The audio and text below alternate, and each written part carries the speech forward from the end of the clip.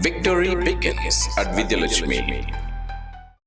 Good afternoon, my dear students. I am Venugopal, HOD of Commerce, Vidyalakshmi Metric Higher Secondary School, Vellore. So today, my dear students, we are going to discuss the board exam in my subject of Commerce. So examination, the date 17/3/2026, Tuesday. So how to write the exam in Commerce? So what are the important topics are there? What are the important contents are there? So how we will get centum? How to write the exam? We will see one by one in my PPT. Okay, right. Now see the class 12 board exam, Commerce, top sheet format details. The subject code number 555. Now we'll move on the format of top sheet. See the format. So here the three columns are there. A, B, C. 3 column இருக்கு. A அப்படிங்கிறது உங்களோட details எல்லாருக்கும், இது வந்து students details. B அப்படிங்கிறது mark details. C அப்படிங்கிறது other எங்கெங்க centre இருக்கு, எங்க பட்டில் போகும், அதோட டீடைல். இது எதுக்கு நமக்கு தேவையில்லை, உங்களுக்கு தேவையானது A அந்த காலம் மட்டும்தான், அதுல சைன் மட்டும் நீங்க போடுவீங்க, அவ்வளவுதான். இந்த ஸ்கேனரை எக்காரணம் கொண்டும் ஓவர் ரைட்டிங்கோ ஸ்கிரிப்ட்ல பண்ணிடாதீங்க, அப்புறம் உங்க பேப்பர் வேல்யூட் பண்ண மாட்டாங்க. ஸோ இதுதான் ரொம்ப முக்கியமானது. இந்த டீடைல்ஸை நம்ம பார்த்துட்டோம். நெக்ஸ்ட் ஸ்லைட் நம்ம போறோம். இது வந்து presentation of mark. So posting of the part wise mark, entry details. உங்க மார்க்கை எப்படி என்ட்ரி பண்றாங்க அப்படிங்கிற டீடைல் ஃபார்மேட்டில் கொடுத்துருக்கேன். ஸோ 21 மார்க் MCQ இருக்கும். இதுல பாத்தீங்கன்னா 18 1 மார்க் புக் பேக் கொஸ்டினா இருக்கும். 2 கிரியேட்டிவ் கொஸ்டின் கொடுத்துருப்பாங்க. அந்த 2 கிரியேட்டிவ் கொஸ்டின்ஸ் டெஃபனிஷன் பார்ட்டாவோ அல்லது உங்களுக்கு இந்த டியூ யூ நோ டாபிக்ல இருந்தோ உங்களுக்கு கேட்கலாம். ஸோ அந்த மாதிரி டாபிக்ல 21 மார்க் இருக்கும். ஸோ வித் ஆப்ஷனோட நீங்கள் ஆன்சர் எழுதணும், ஆப்ஷன் இல்லாமல் எழுதக்கூடாது. That is very important things. Next I will move on question number 21 to 30. So இதில் பார்த்தீங்கன்னா உங்களுக்கு வந்து 21 to 30ல 30th கொஸ்டின் கம்பல்சரி இருக்கும், கிரியேட்டிவ் கொஸ்டின்ஸ் இருக்கும். அது கம்பல்சரி நீங்கள் எழுதணும். எழுதிட்டு தான் ரிமைனிங் 6 கொஸ்டின் எழுதணும். Out of 10 you are attending 7 questions with answer. Then அதே மாதிரி பார்ட் சி பார்த்தீங்கன்னா 31 to 40, இதில் கொஸ்டின் நம்பர் 40 கம்பல்சரி. இதுலேயும் நீங்கள் out of 10 you have attending only 7 questions. இதில் அந்த கம்பல்சரி கொஸ்டின் எழுதிட்டு ரிமைனிங் 6 கொஸ்டின்ஸ்க்கு ஆன்சர் எழுதணும். அடுத்தது பார்ட் டி. பார்ட் டியில் பார்த்தீங்கன்னா க்ளோஸ் சாய்ஸில் 41 to 47 ஏபி ஆப்ஷனில் இருக்கும். இதில் ரொம்ப முக்கியமானது, ஏபி ஆப்ஷன் சாய்ஸ் பண்ணீங்கன்னா எதை சாய்ஸ் பண்ணுறீங்களோ அந்த கரெக்டான வேர்ட் நீங்கள் அங்கே எழுதணும். 41 ஏவா பியா, 42 ஏவா பியா அப்படிங்கிறது இருக்கணும்.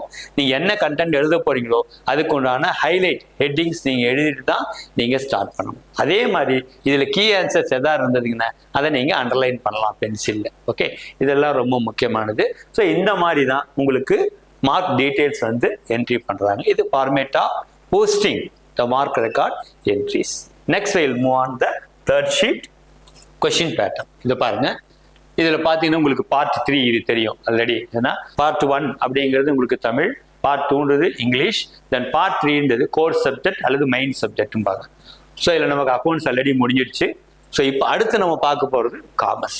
ஸோ இதில் பார்த்தீங்கன்னா எப்படி எழுதணும், எப்படி நீங்கள் யூஸ் பண்ணுற டீட்டெயில்ஸ் தெளிவாக கொடுத்துருப்பாங்க. இப்போ பாருங்கள், instruction check the question paper the fairness of printing. Question papers கரெக்டாக இருக்கான்னு பேஜ் வைஸ் நீங்கள் எல்லாம் தரதாக செக் பண்ணிக்கணும். அதில் ஏதாவது கரெக்ஷன் இருந்தாலும், பேஜ் வைஸில் ஏதாவது மிஸ்டேக் இருந்தாலும், பிரிண்டிங் மிஸ்டேக் இருந்தால் உடனே ஹால் சூப்பர்வைசர் இன்ஃபார்ம் பண்ணிவிட்டு நீங்கள் அந்த கொஸ்டின்ஸை பேப்பரை மாற்றிக்கணும். அதே மாதிரி blue or black ink pen ஏதாவது ஒரு பெண்ணை தான் யூஸ் பண்ணி நீங்கள் எழுதணும். அதே மாதிரி அண்டர்லைன் பண்ண வேண்டியது பென்சிலில் தான் அண்டர்லைன் பண்ணணும். ஓவர் ரைட்டிங் பண்ணாமல் ஸ்கிரிபிளிங் பண்ணாமல் நீங்கள் எழுதணும். டயக்ராம் பார்ட்டை பொறுத்த வரைக்கும் பென்சிலில் ட்ரா பண்ணி தான் நீங்கள் எழுதணும். இதில் 4 பார்ட் இருக்குது. பார்ட் 1 இதை நான் ஆல்ரெடி சொன்னேன் உங்களுக்கு.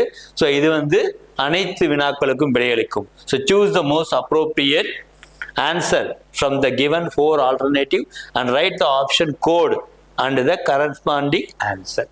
ஸோ அந்த ஆப்ஷன் எழுதணும், ஆன்சர் எழுதணும். 21 மார்க்குக்குமே நீங்கள் எழுதணும். Next part B. Part B பார்த்தீங்கன்னா இதில் answer any 7 question. Question number 30 is compulsory.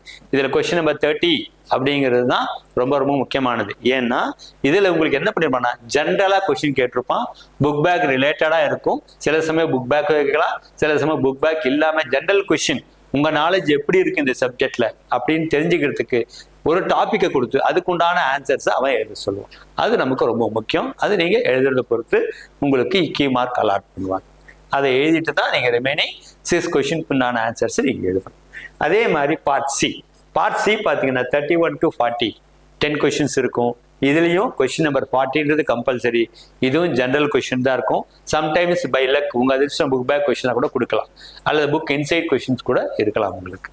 So இதுக்கு நீங்கள் கம்பல்சரி மார்க் பண்ணி ஆன்சர் எழுதிட்டு தான் ரிமைனிங் 6 கொஷினுக்கு உண்டான ஆன்சர்ஸ் எழுதணும். ஸோ அப்போ இதில் நல்லா ஞாபகம் வச்சுங்க.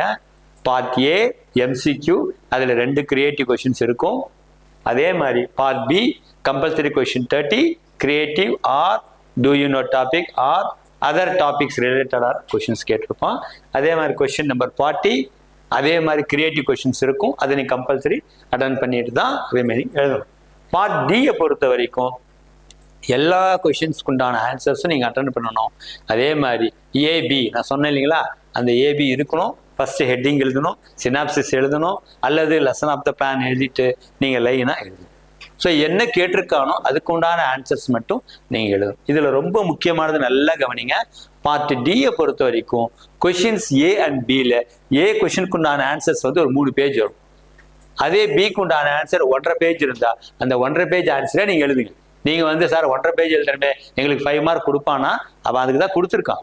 அதனால டைம் மேனேஜ்மெண்ட் பிளான் பண்ணி தான் கவர்மெண்ட் செட் பண்ணியிருப்பாங்க கொஷின்ஸ் வித் ஆன்சர் நீங்கள் எழுதுகிற மாதிரி.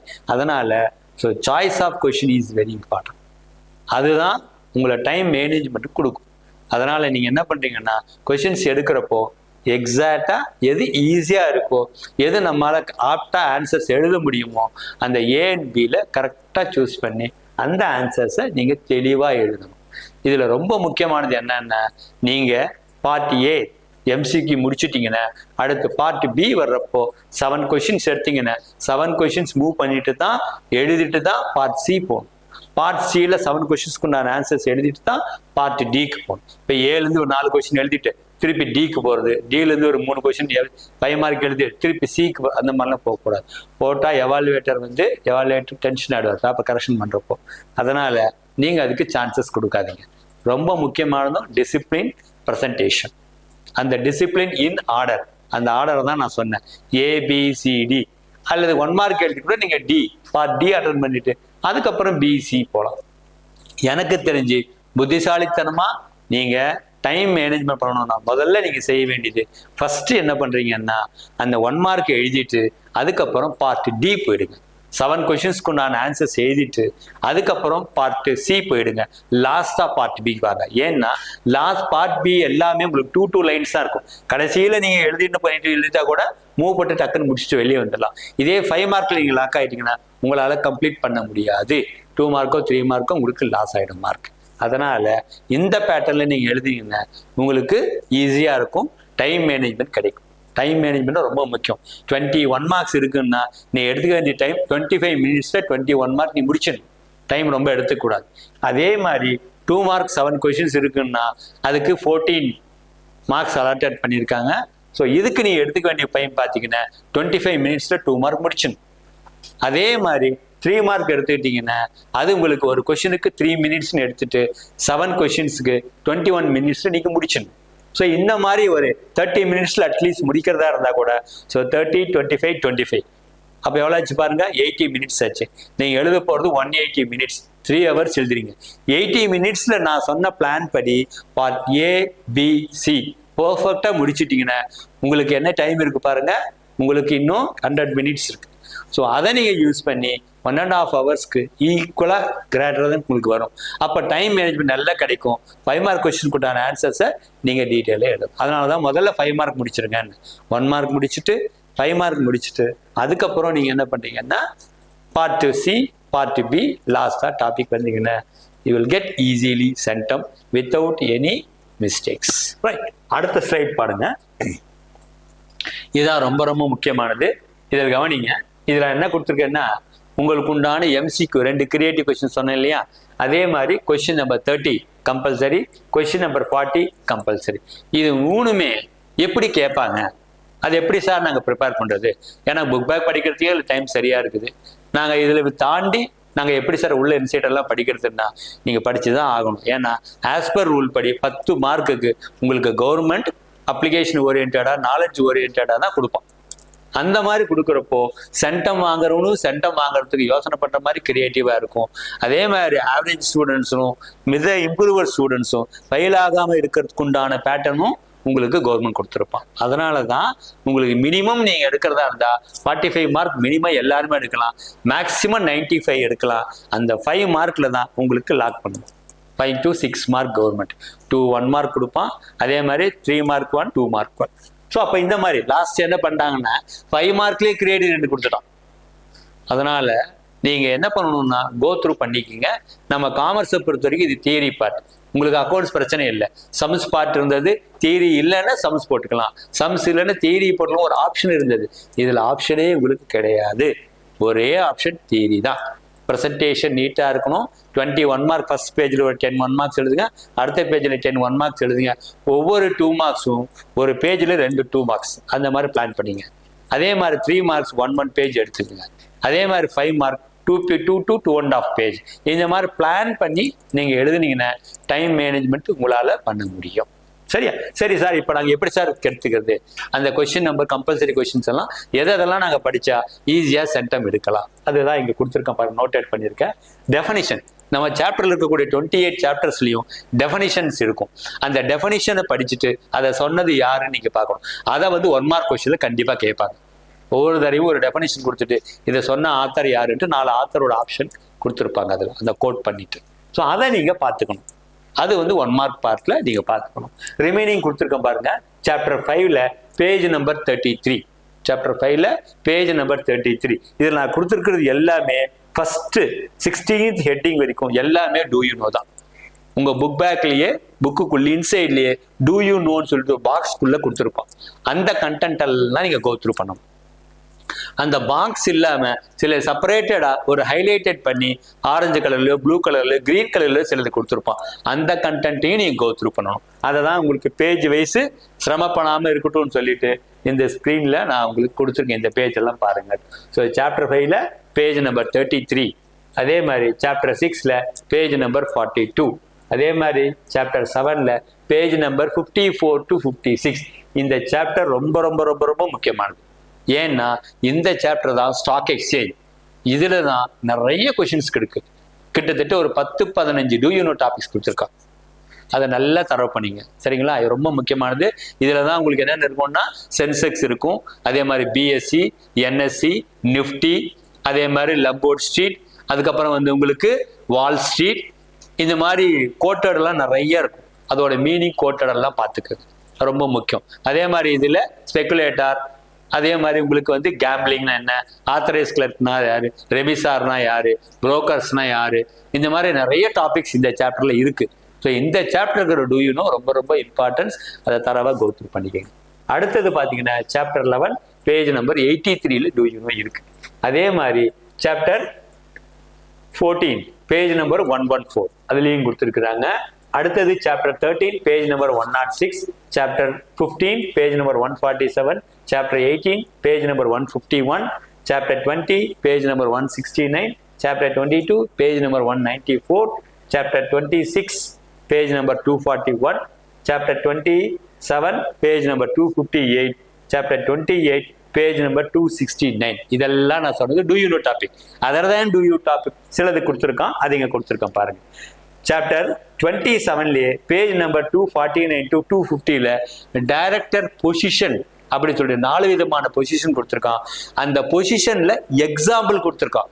பொசிஷன் மீனிங் அங்க முக்கியம் இல்லை, எக்ஸாம்பிள்ல யார் அந்த கோட்டை சொன்னாங்க, எந்த பார்ட்டி அதுல இருக்கா அப்படின்னு சொல்லிட்டு எக்ஸாம்பிள் கொடுத்துருப்பாங்க. அதுல 4 எக்ஸாம்பிள்ஸ் இருக்கும். அதுதான் உங்களுக்கு 249 250 கொடுத்துருக்கேன். 4 டாபிக்ஸ்ல 4 எக்ஸாம்பிள்ஸ் இருக்கும். அந்த டைரக்டர் பொசிஷனுக்கு நான் அந்த எக்ஸாம்பிளை பார்த்துக்கிறேன். அதே மாதிரி சாப்டர் 26ல பேஜ் நம்பர் 238ல நியூ கம்பெனிஸ் ஆக்ட் 2013 புது ரூல்ஸ் அண்ட் ரெகுலேஷன் இருக்கும். ஏன்னா கம்பெனிஸ் ஃபர்ஸ்ட் எப்ப ஸ்டார்ட் பண்ணாங்கன்னா 1956. அதுக்கப்புறம் 2013ல திருப்பி சில சேஞ்சஸ் எடுத்துட்டு வந்தாங்க. அதுல எவ்வளவு கான்டாக்ட் இருக்கு, எவ்வளவு செக்ஷன்ஸ் இருக்கு, எவ்வளோ இது இருக்கு அப்படிங்கிற டாபிக்ஸை இதை நல்லா தரவு பண்ணிக்கணும் நீங்க. அதே மாதிரி சாப்டர் 20ல பேஜ் நம்பர் 166ல இண்டஸ்ட்ரீஸ் இன் பப்ளிக் முதல்ல இண்டஸ்ட்ரீஸ் பப்ளிக்கு எந்தெந்த கம்பெனிஸ் எடுத்துட்டு வந்தாங்க அதுக்குண்டான டாபிக்ஸ் என்னென்ன இண்டஸ்ட்ரீஸ் இருக்கு அப்படிங்கிறத பத்தி இதுல கொடுத்துருப்பாங்க. இதை கோத்ரூ பண்ணிக்கோங்க. அதே மாதிரி சாப்டர் 9ல பேஜ் நம்பர் 155ல டாடா, விப்ரோ இந்த ரெண்டு கம்பெனி தான் first ethical governance company. Corporate செக்டார்ல முதல்ல எத்திக்கலா இண்டஸ்ட்ரீஸை எடுத்துட்டது யாருன்னா இந்த டாடா விப்ரோ கம்பெனி தான். இதை which ethical companies that started for the ethical procedure used in the industrial point of view அப்படின்னு கேள்வி கேட்டா எக்ஸாம்பிள் டாடா விப்ரோன்னு அதில் இருந்ததுன்னு ஆப்ஷன் அதை நீங்க செலக்ட் பண்ணணும். ரைட். அதே மாதிரி சாப்டர் 18ல பேஜ் நம்பர் 145ல காந்தியுடைய கோட் கொடுத்துருப்பான். இது நீங்க எந்த பேங்க்குக்கு போனாலுமே பேங்க்ல ஏதாவது 4 பக்கம் மோடியில ஒரு பக்கத்துல காந்தியுடைய போட்டோ போட்டு அவரோட கோட் எழுதியிருப்பாங்க. என்னன்னா customer is our valuable person அப்படின்னு சொல்லிட்டு ஒரு 6 லைன்ஸ் வரும். அதையே கோட்டா கொடுத்துட்டு சொன்னது யாருன்னு சொல்லி கேட்பாங்க. உங்களை கன்ஃபியூஸ் பண்றதுக்கு மோகன் தாஸ் கரம்சந்த் காந்தி, அதே மாதிரி இந்திரா காந்தி, ராஜீவ் காந்தி நிறைய கேட்பாங்க. ஸோ அந்த மாதிரி கேட்குறப்போ கரெக்டான ஆன்சர் கோட் சொன்னது யாருன்னு உங்களுக்கு தெரியணும். அந்த கோட்டை பார்த்து அதே மாதிரி பேஜ் நம்பர் 91ல பார்த்தீங்கன்னா on the job training code. On the job training கோட்ல பார்த்தீங்கன்னா இதுல அந்த கொட்டேஷன், இதுல ஒரு கம்பெனி யூஎஸ்ஏ கம்பெனியில ஒரு ஓனர் சொல்லியிருப்பாரு to the top post MNC company. அவர் என்ன சொல்றாருன்னா இந்த கோட்ல எந்த ஒரு எம்ப்ளாயி எங்க கம்பெனியில ஒர்க் பண்ணலையோ அன்னைய நாள் எங்களுக்கு இருட்டான நாள், அவங்க இல்லாம நாங்க எதையுமே செய்ய முடியாது. அதனால எங்களை பொறுத்த வரைக்கும் அந்த டேவை 0 நாளுன்னு தான் நாங்க சொல்லுவோம் அப்படின்னு சொல்லிட்டு அந்த கம்பெனி கோட் கொடுத்துருப்போம். அந்த கம்பெனி எது, அதை கிரியேட்டிவ் கொஸ்டின் தான் உங்களுக்கு கேட்கலாம். இதுல அடுத்தது பாருங்க, நம்ம 91க்கு அப்புறம் பார்க்க போறது சாப்டர் 28 பேஜ் நம்பர் 268ல குவாரம். குவாரம்ன்றது சாப்டர் 28ல கொடுத்துருப்போம். இது ரொம்ப ரொம்ப முக்கியமானது. அடிக்கடி இது ரிப்பீட்டட் கொஸ்டின்ஸா கேட்டிருந்தாங்க கவர்மெண்ட்ல. குவாரம் அப்படிங்கிறது ஒன்றும் இல்லை, ஒரு கம்பெனியில மினிமம் பப்ளிக் கம்பெனியான எவ்வளோ டேரக்டர்ஸ் இருக்கணும், அதே மாதிரி பிரைவேட் கம்பெனியான எவ்வளோ டேரக்டர்ஸ் இருக்கணும் அப்படிங்கிற மீனிங் அதில் கொடுத்துருப்பான். லாஸ்ட் ஹெட்டிங் சாப்டர் 7ல பேஜ் நம்பர் 50ல ஆத்தரைஸ் கிளர்க் அப்படின்றவன் யாரு, ஜாபர்ஸ்ன்றவன் யாரு, ஸ்பெகுலேட்டர்ன்றவன் யாரு, கேம்பிளிங்னா என்ன, அதோட டீடைல்ஸ் கொடுத்துருப்பான். அதை கொஞ்சம் கோத்ரூ பண்ணுங்க. ஸோ இந்த மாதிரி உங்களுக்கு கேட்கறதுக்கு நிறைய வாய்ப்பு இருக்கு அப்படிங்கிறதுக்கு தான் உங்களுக்கு இந்த பேஜஸ் எல்லாம் கொடுத்துருக்கேன். இதை கோத்ரூ பண்ணுங்க. அதே மாதிரி புக் பேக் கொஸ்டினை நல்லா தரவு பண்ணுங்க. இன்டீரியர் கொஸ்டின்ஸ்னு இந்த மாதிரி பார்ட்ல இருக்கும். அதே மாதிரி கேஸ் ஸ்டடி பாருங்க, ஸ்டூடெண்ட்ஸ் ஆக்டிவிட்டிஸ் பாருங்க, இதெல்லாம் கொஞ்சம் கோத்ரூ போறங்க. இது இல்லாம பிடிஏ 6 இயர்ஸ் உங்களுக்கு இருக்கும். அந்த PTA question answers repeated 1 mark எல்லாம் பாருங்க. இது எல்லாம் நீங்க கோத்ரூ பண்ணீங்கன்னா everyone get centum in my subject of commerce. Okay my dear students, so உங்களுக்கு நான் தெளிவாக கொடுத்துருக்கேன் எப்படி காமர்ஸ் எக்ஸாம் அட்டன் பண்ணணும், தியரி பார்ட்ல எப்படி எழுதணும், எதெல்லாம் கிரியேட்டிவ், எதெல்லாம் கம்பல்சரி, எந்தெந்த டாபிக்ஸை நான் கொஞ்சம் நல்லா தரவு பண்ணணும் அப்படிங்கிறது கொடுத்துருக்கேன். அதே மாதிரி சாப்டர்ஸை பொறுத்த வரைக்கும் ஃபர்ஸ்ட் 15 சாப்டரும் லாஸ்ட் 5 சாப்டர் இன் டெப்தா நல்லா தரவு பண்ணிக்கங்க. இன் பிட்வீன் த சாப்டர்ஸ் கூட மூவபிள் வச்சுக்கலாம். இந்த 20 chapters very important. Okay my dear students, so என்னோட வீடியோ பிடிச்சிருந்தா லைக் பண்ணுங்க, ஷேர் பண்ணுங்க, அதே மாதிரி சப்ஸ்கிரைப் பண்ணுங்க. Thank you very much. Wish you good luck. All the best.